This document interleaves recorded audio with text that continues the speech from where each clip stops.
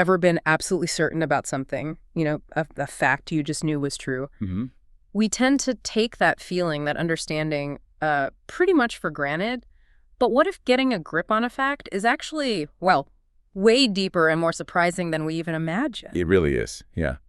Today, we're diving into this analysis called Human Understanding of Facts, an AI analysis. Right. And this isn't just skimming the surface. It's a proper exploration, pulling together ideas from all over philosophy, cognitive science, neuroscience, all trying to shed light on this really fundamental question. Exactly. And our mission today, really, for you listening, is to kind of boil down the key bits of how we humans actually understand facts. Cut through the noise.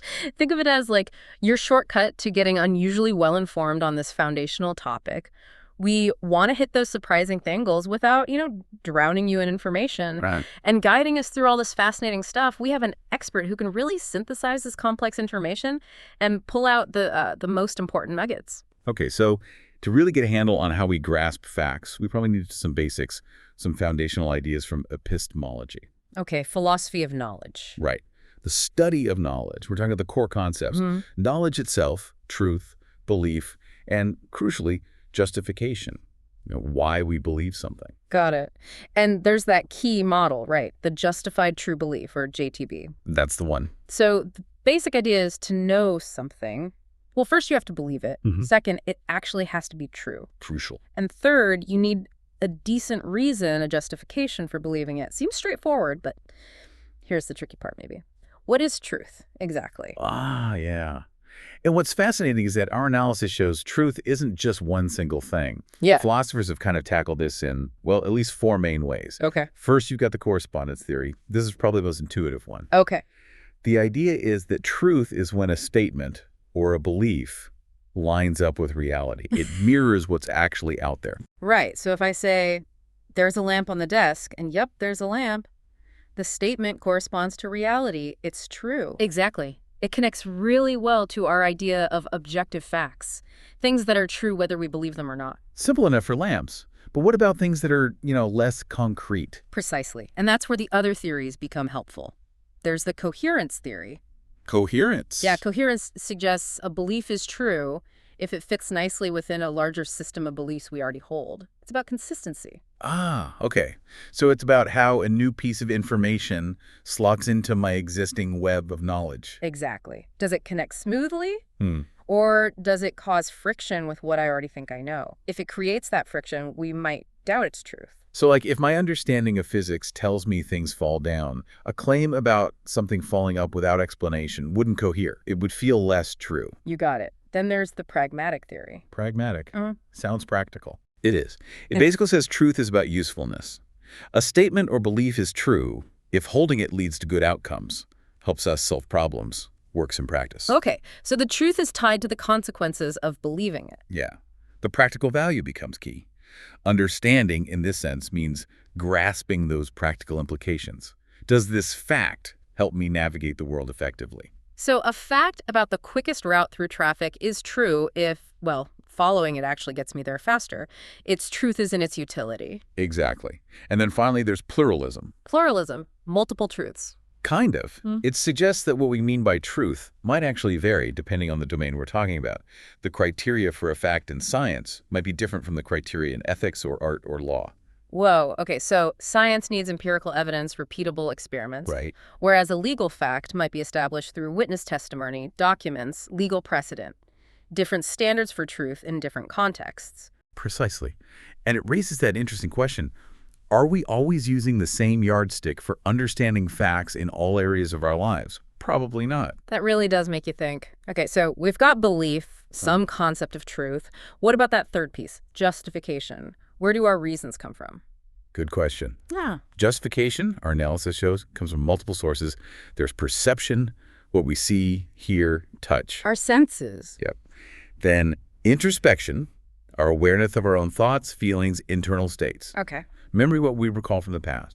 Reason, logical deduction, inference. And very importantly, testimony, what others tell us, what we learn from experts, books, news. Right. Testimony's huge. We don't discover most facts ourselves. Exactly. And here's where it gets really interesting, philosophically speaking. There's been this long debate.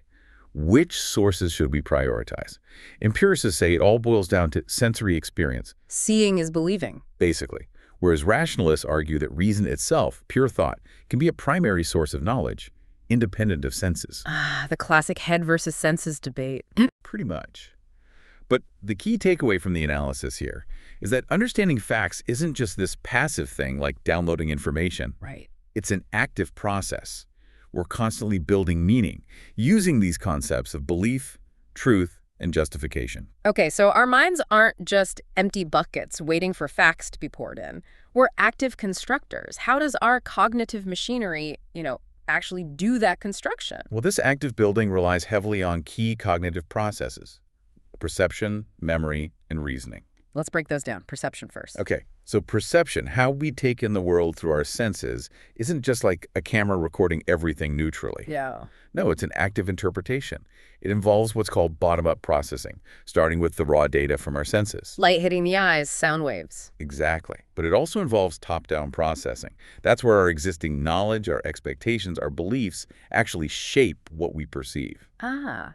So what we think is just a simple observation is already filtered by what we expect or know. Absolutely. That's why, you might see a shape in the shadows and momentarily think it's something scary if you're already feeling anxious.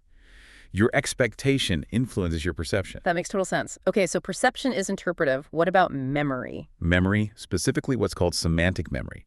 That's our general knowledge about the world, facts, concepts, vocabulary, is obviously crucial. Our internal encyclopedia. Kinda, yeah. We store facts there, retrieve them, use them to make connections with new information. But, and this is important, memory isn't like a perfect video recording either. Oh. It's reconstructive. When we remember something, we're essentially piecing it back together. Yeah. And that reconstruction can be influenced by our current beliefs, our mood, suggestions from others. Wow, so even my memory of a fact isn't set in stone. It can change subtly over time. It can. Our understanding evolves. And then there's reasoning. Logical thinking. Right. Reasoning allows us to manipulate the information we have, draw conclusions, make inferences, check for consistency between different facts. It's how we go beyond just knowing a fact to truly understanding its implications and connections. Okay. The analysis also brings up Bloom's taxonomy. I remember that from somewhere. Education, maybe? Very likely, yeah. Bloom's taxonomy gives us a useful framework for thinking about different levels of engaging with facts. It's not just about knowing, it's about understanding. So it's like a ladder of understanding. Exactly. It starts at the bottom with basic recall, just remembering a fact, like a date or a definition. Okay. Then you move up to comprehension, being able to explain it in your own words. Then application, using the fact in a new situation. Makes sense. Then analysis, breaking it down into its parts. Synthesis, putting different facts together to create something new. And finally, at the top, evaluation, judging the value, the credibility, the importance of the information. So true understanding isn't just spitting back a fact. It's being able to work with it, critique it, connect it. Precisely. Just knowing ECOWARES is one thing. Understanding what it means, how it applies, its implications, that's way up the taxonomy. It really highlights that if you want to truly learn something, you need to push yourself beyond just memorizing. That's a great point. So understanding involves these cognitive processes, these different levels, but it's also shaped by subjectivity and objectivity, right? And context. Absolutely. Let's unpack that. Objective facts are supposed to be true independent of us. Like, the boiling point of water at standard pressure is 100 degrees Celsius. Whether I feel like it is or not. Exactly. Subjectivity is about personal experience, feelings, opinions, like whether that boiling water feels painfully hot to you. Okay, clear distinction. But how do they interact when we're understanding facts? Well, that's the thing. While we often strive for objectivity, especially in science or reporting, our interpretation of facts is rarely completely free from subjective influence. Our background experiences, even our mood, can subtly color how we perceive and process information. So even reading a scientific paper, my own background knowledge, or maybe even my hopes for the outcome, could slightly influence how I interpret the data. It's possible, yes. Thinkers like Plato really emphasized the existence of objective truths, forms, existing outside our minds. But then someone like Descartes focused heavily on the subjective experience, I think, therefore I am, starting from the inside out. It feels like there's always this interplay between the out-there world and our in-here perspective. There really is. And then you layer on context. Context is absolutely critical for meaning. How so? Well, take historical context. Understanding a statement or an event from the past requires knowing the norms, beliefs, and circumstances of that time. Judging it solely by today's standards misses the picture. Right. You can't understand, say, medieval beliefs about medicine without understanding their worldview, their lack of germ theory, etc. Exactly. And then there's communicative or pragmatic context. In everyday conversation, the meaning of a factual statement depends hugely on the situation, who's talking, what just happened. The classic example, saying, "It's cold in here." Perfect example. Is it just a statement of fact about the temperature? Oh. Is it a polite request for someone to close a window? Is it a criticism of the heating system? Depends entirely on the context. Who said it, to whom, why. Exactly. So understanding a fact isn't just about the raw data. It's about the lens we see it through, our subjectivity, and the situation surrounding it, the context. Okay. Now, something else that massively shapes our understanding, often without us realizing it, are cognitive biases. The analysis really digs into these, doesn't it? It does, and this really gets to the heart of that question. Are we as rational as we think we are? Cognitive biases are these systematic patterns in our thinking that can lead us away from objective judgment or rational thought. Like mental shortcuts that sometimes lead us down the wrong path. That's a good way to put it. They're often efficient, but they can definitely distort how we interpret facts. Confirmation bias is probably the most famous one. It's certainly a big one. The tendency to seek out, interpret, and remember information in a way that confirms our pre-existing beliefs or hypotheses. So if I think a certain political policy is bad, I'll tend to click on articles that criticize it and maybe ignore or quickly dismiss articles that praise it. Exactly. You're confirming what you already think. Ugh. Then there's motivated reasoning, which is slightly different. How so? With motivated reasoning, we process information in a way that helps us reach the conclusion we want to reach, often to maintain a positive self-image or avoid cognitive dissonance. Like finding reasons to justify buying that expensive gadget you really want, even if the logical facts suggest it's not a great idea. Focusing on the pros, downplaying the cons. Precisely. Or someone justifying an unhealthy habit by selectively focusing on anecdotal evidence that downplays the risks. Got it. And emotional reasoning. That's when we assume that because we feel a certain way, it must reflect reality. I feel really anxious about flying, therefore flying must be extremely dangerous. Even if, statistically, it's very safe, the feeling dictates the fact. Right. The emotion overrides the objective data. The analysis lists quite a few of these biases. It's like opening the hood on our own minds. We've got anchoring bias. Yep, where the first piece of information we get heavily influences subsequent judgments. Like the first price you see for a product sets your expectation. Right. And the availability heuristic. That's judging the likelihood of things based on how easily examples come to mind. We overestimate the risk of plane crashes because they're dramatic and heavily reported, even though car crashes are far more common. Okay. Gambler's fallacy. Thinking a losing streak means you're due for a win in a game of chance. Even though each event is independent, yeah. Halo effect. Like assuming attractive packaging means a better product inside. Or assuming someone good at one thing must be good at everything else. Oh. Then there's group attribution error, blaming an entire group for one person's actions. Oh, yeah, that happens a lot. Gender bias, obviously, shaping perceptions based on gender stereotypes. And we mentioned motivated and emotional reasoning already. It's quite a list. Yeah. And these biases pop up everywhere. It's a bit humbling, isn't it? Seeing all these ways our thinking can get skewed. But the analysis also suggests they aren't always bad. They are mental shortcuts sometimes. They can be adaptive, helping us make quick decisions in a complex world. But the key is awareness. Knowing these biases exist helps us recognize when they might be leading us astray from an objective understanding of the facts. Right. Awareness is the first step to maybe counteracting them. Okay, so we have these cognitive tendencies. But what's actually happening in our brains? What's the physical, biological basis for understanding facts? Yeah, this takes us into neurobiology. Fundamentally, our ability to understand facts is rooted in our brain structure and function.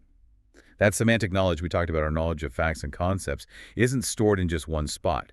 It seems to be distributed across networks of neurons, often involving areas that process sensory information and language. So my factual knowledge about, say, a dog, what it looks like, sounds like the word dog, involves coordinated activity across visual, auditory, and language areas of my brain. That's the idea, yes. It's Yeah. a network effect. And belief formation itself, which is so key to accepting something as a fact, also involves specific brain regions working together. Which ones? The analysis points to the prefrontal cortex that's crucial for higher-level reasoning, judgment, evaluating information. The brain's CEO. Kind of, yeah.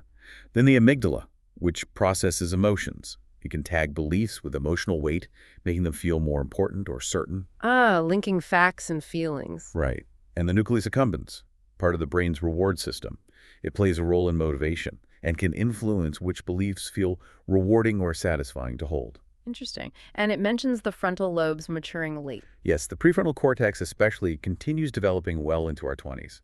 This late maturation might help explain why adolescents and young adults sometimes approach reasoning and risk assessment differently than older adults. Their judgment and critical thinking machinery is still under construction, in a way. It's incredible how these abstract ideas, like belief, have such concrete correlates in our brain activity. The analysis also brings up this concept of a community of knowledge. What's that about?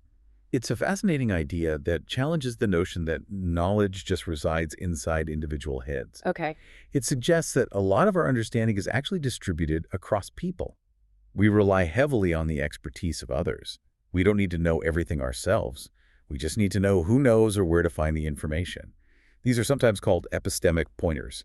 So my knowledge includes knowing that my doctor understands medical facts or my mechanic understands car facts. I don't have that knowledge directly, but I know where to access it. Exactly.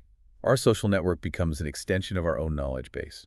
And sometimes a deeper understanding only emerges through dialogue and interaction between people. Like a group brainstorming session can lead to insights no single person would have had alone. Precisely.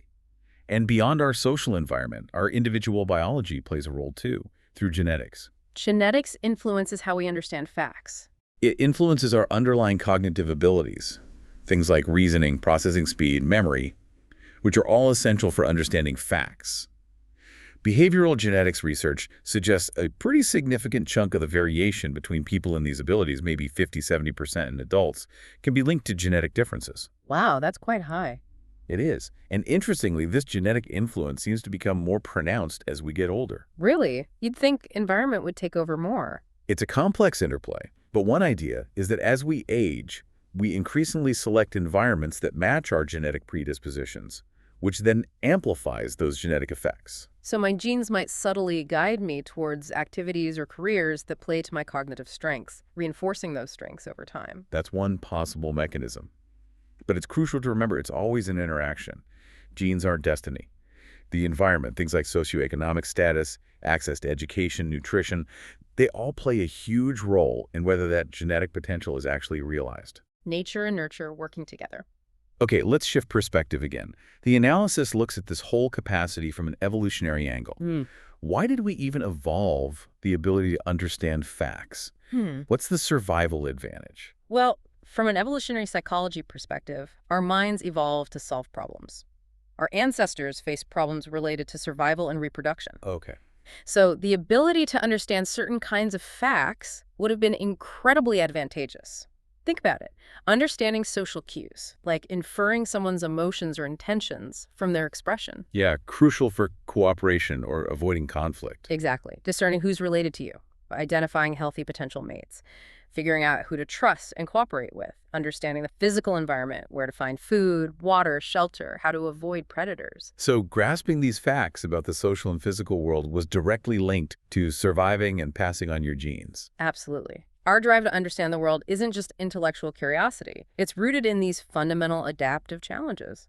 Our brains evolved as tools for navigating reality effectively. Okay, so it's an evolved capacity. How does this ability actually develop within an individual's lifetime, from babyhood onwards? The analysis tracks this developmental journey, drawing on major theories. Piaget's stages, for instance, outline how children's understanding of reality changes dramatically as they grow. Right, from the sensorimotor stage, babies exploring through senses and actions, to pre-operational thought, where imagination is strong, but logic is maybe less so. Then concrete operational, getting logical about physical things. And finally, formal operational, with abstract reasoning. Exactly. It shows this active construction of understanding reality over time. But then Vygotsky adds a really important layer, the sociocultural context. Vygotsky emphasized learning from others. Yes. He stressed that cognitive development happens in a social context, through interactions with more knowledgeable others, parents, teachers, peers. He talked about the zone of proximal development. What we can do with guidance. Right, the gap between what a child can do alone and what they can achieve with help. Learning pulls development forward. And for Vygotsky, language wasn't just for communication.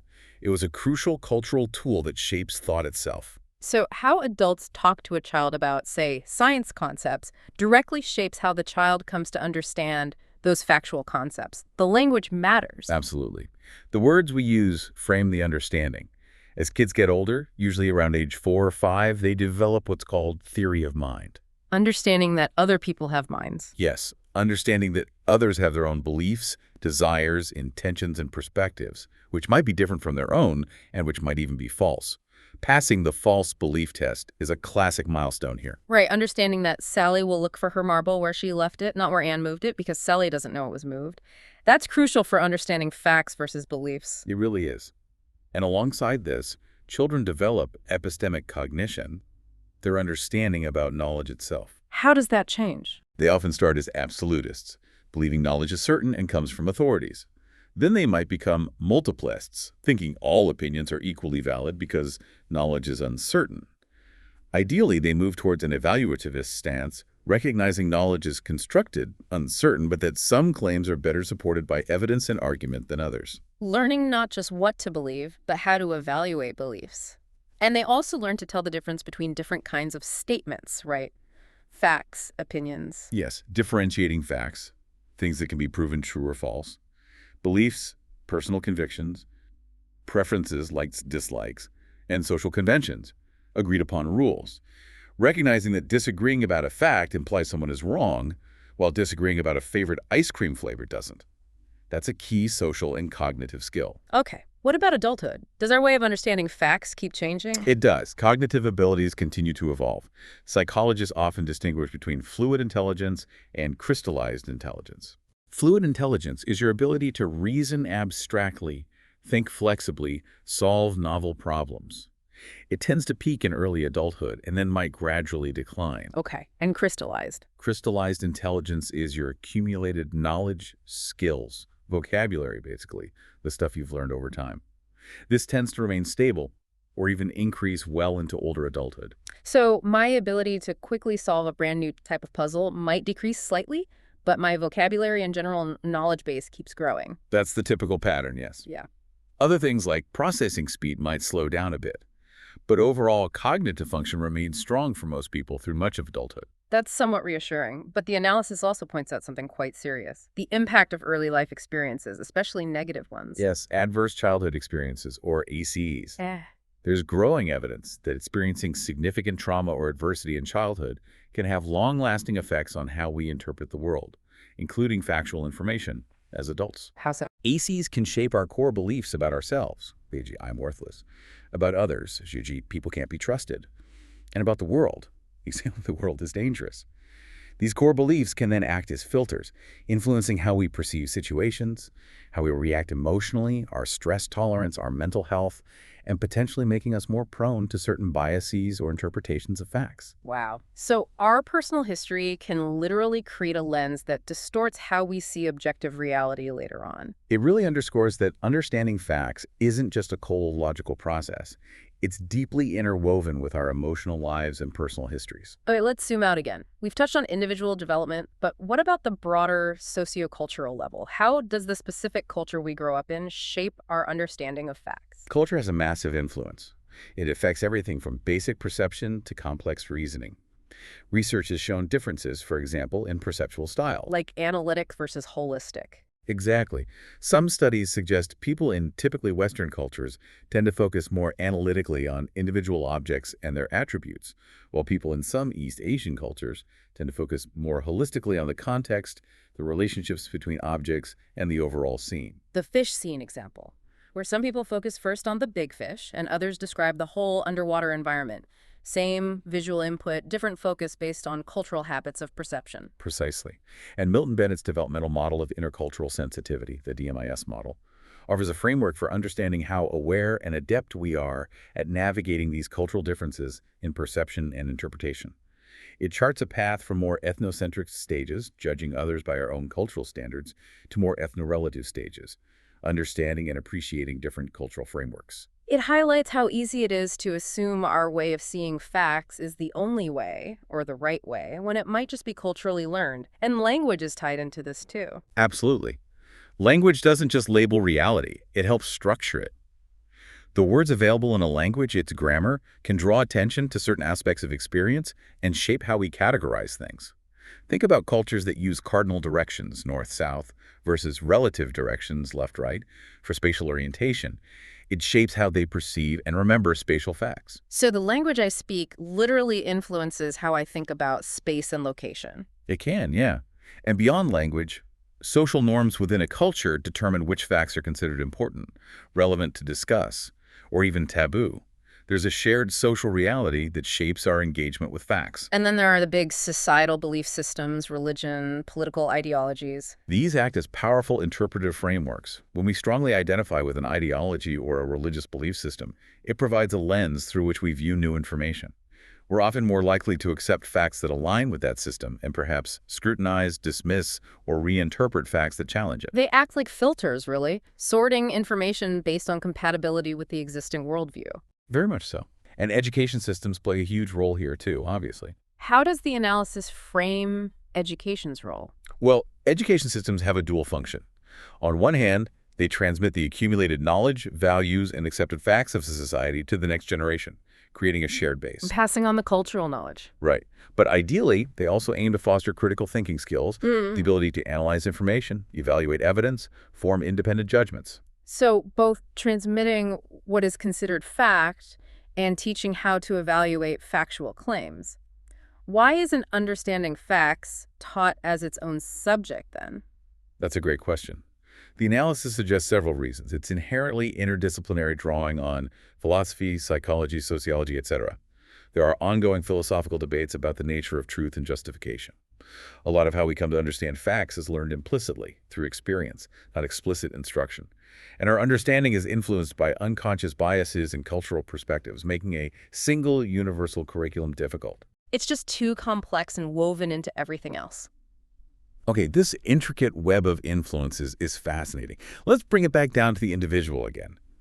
How does all this, our ability or inability to understand facts, impact our daily lives, our well-being? It impacts almost everything. Take something really basic, like health literacy. Understanding health information. Exactly. Being able to understand a doctor's instructions, read a medication label, evaluate health claims online, that's factual understanding directly impacting your physical well-being. The health belief model in psychology explores how our beliefs about health threats and benefits influence our health behaviors. Makes sense. And beyond health. It affects our relationships, understanding social cues, others' perspectives, that's social cognition. It impacts job performance, understanding instructions, data, industry trends. It can influence social status and even wealth accumulation. Think about financial literacy, understanding investments, budgets, loans. So getting the facts right about money, health, work, relationships, it has very real consequences for our quality of life. And what about our emotional responses? How are they tied to facts? They're deeply connected. Our analysis highlights how emotions often serve adaptive purposes in response to factual understanding.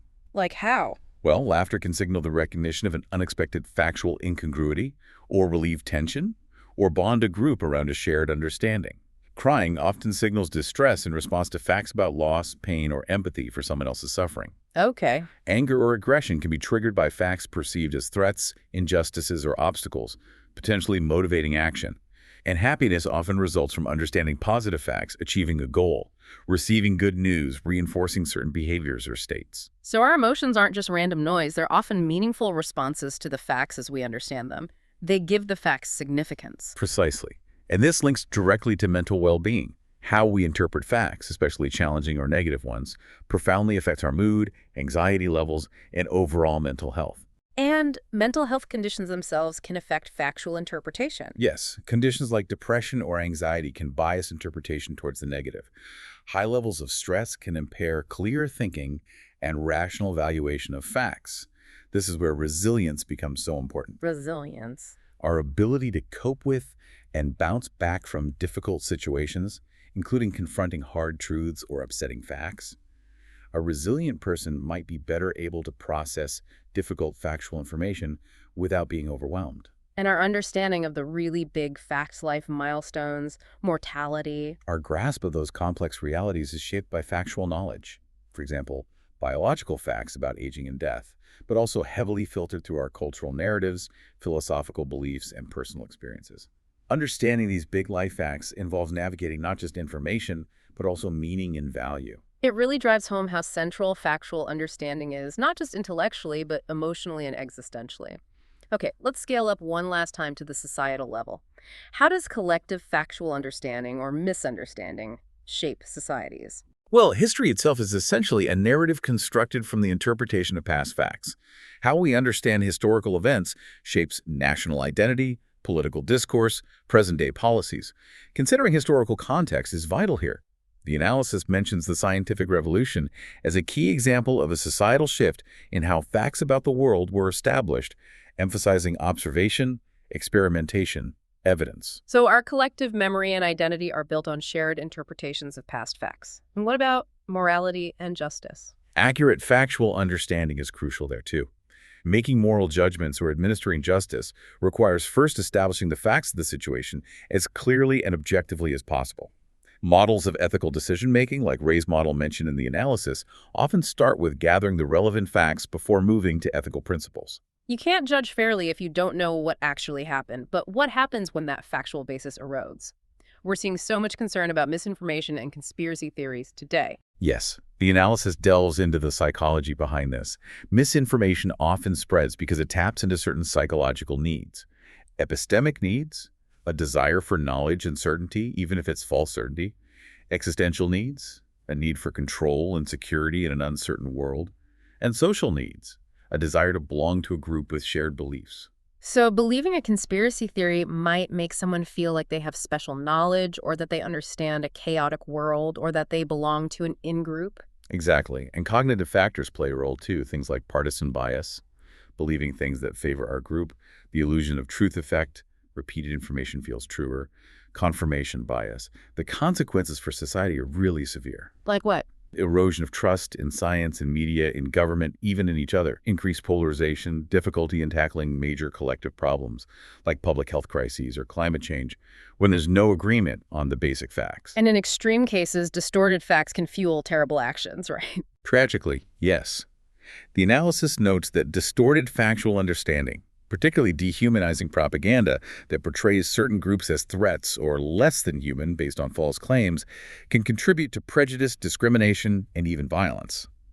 Evolutionary perspectives on aggression suggest we're capable of violence under certain perceived threats, and manipulating factual understanding can create those perceptions. It's a stark reminder of the real-world power of factual understanding and distortion. No. Let's bring in AI. This is a huge new factor. How does AI even conceptualize something as human as understanding facts? It's a fascinating challenge for AI. The analysis explains that AI models often try to replicate aspects of human cognition. The computational theory of mind sees thinking as a form of computation, which AI obviously excels at. Like large language models? LLM. Exactly. LLMs learn statistical patterns in vast amounts of text. They can generate human-like text, answer factual questions, summarize information, essentially mimicking how humans use language to represent facts. AI systems often use logic and probability to reason about data, which has some parallels with human reasoning. But is it the same as human understanding? That's the key question. Current AI is incredibly powerful at pattern recognition and correlation, but it often struggles with genuine causal understanding, the why behind the facts, and with common sense reasoning that humans find effortless. AI is increasingly acting as a new kind of technological mediator for how we access and process facts. So it can process facts, but maybe doesn't get them in the same way we do. What about beliefs and biases? Can AI model those? Metaphorically, you could see AI as a kind of belief machine. Techniques like reinforcement learning train AI based on feedback, a bit like how our beliefs might be strengthened by positive outcomes. Bayesian networks model how beliefs can be updated with new evidence. And can AI replicate our biases? Oh, absolutely. Because AI learns from data created by humans, it inevitably learns the biases present in that data, societal biases related to race, gender, etc. This can lead to what the analysis calls simulated subjectivity. Models like Mars' model of conception are trying to explicitly incorporate subject, the AI's perspective and context, to make AI's knowledge representation more nuanced, closer to human understanding. So AI isn't inherently objective. It reflects the biases in its training data. Sobering thought. What about theory of mind? Can AI understand that we have beliefs and intentions? That's a major frontier in AI research. Some AI systems can pass certain tests designed to measure theory of mind, but there's debate about whether they're truly understanding mental states or just recognizing sophisticated patterns associated with those states. Pattern matching versus real understanding. Right. And human theory of mind is complex and varies a lot between people anyway. Similarly, common sense knowledge, that vast web of everyday facts and assumptions humans have, is incredibly hard to instill in AI. They're trying various methods, building huge knowledge bases, CSKBs, mining text, trying to extract it from LLMs, but it remains a huge challenge. It seems the really intuitive, implicit parts of human understanding are the hardest for AI. What about emotions? We said they're tied to our factual understanding. AI is getting very good at recognizing human emotions from faces, voices, text. But again, recognition isn't understanding. And AI doesn't feel the joy or sadness associated with the fact. Some researchers are developing synthetic emotions for AI, but these are usually more like computational heuristics rules of thumb to guide AI behavior rather than genuine feelings. Okay. The analysis also mentioned AI helping us understand cognitive impairments in humans. Yes, this is a really promising area. AI can analyze complex data sets, brain scans, speech patterns, genetic information to help detect early signs of conditions like mild cognitive impairment or Alzheimer's. It can help identify genetic factors in neurodevelopmental disorders. AI tools could even act as cognitive co-pilots to assist people with specific cognitive challenges like agnosia, difficulty recognizing objects. Using AI's pattern-finding power to shed light on human cognition. Exactly. AI theories about intelligence are also borrowing ideas from evolution, like Bennett's work, and neuroscience, the idea of the brain as a prediction machine, predictive intelligence. But we need to be careful not to over-analogize. AI architecture is fundamentally different from the brain's. Good point. So AI can model and study us, but how can it actively help us improve our own factual understanding and critical thinking? Several ways. AI tutors could provide personalized worked examples and guide users through analyzing arguments. AI could act as a Socratic questioner, prompting deeper reflection. It could fuel curiosity by suggesting relevant, personalized information. Simulations could provide safe spaces to practice applying factual knowledge. So AI is a personalized learning assistant for critical thinking? Potentially, yes. The caveat is the risk of cognitive offloading, becoming too reliant on AI, and letting our own thinking skills atrophy. A definite risk. What about the huge problem of misinformation? Can AI help fight that? This is a major area of focus. AI is being deployed for automated fact-checking. Techniques like natural language processing, NLP, help AI understand the claims being made. Machine learning and deep learning models can be trained to identify patterns associated with false news or coordinated disinformation campaigns. How does it work in practice? AI can cross-reference claims against vast databases of known facts. It can analyze the source of information, the network it spreads through. It's getting better at detecting manipulated images or videos, deepfakes. The table in the analysis gives a great overview of these techniques, their strength, but also their limitations and ethical concerns, like potential bias in the AI itself. So AI can be a powerful tool for fact-checkers and platforms working at a scale humans can't match. Exactly. And initiatives are using these tools already. AI can also help by simplifying complex information, like summarizing scientific research accurately for a lay audience. That would be incredibly useful. Can AI help us cope with difficult facts too? Potentially. AI tools could help us identify our own biases when confronting challenging information. They can present information in structured, manageable ways.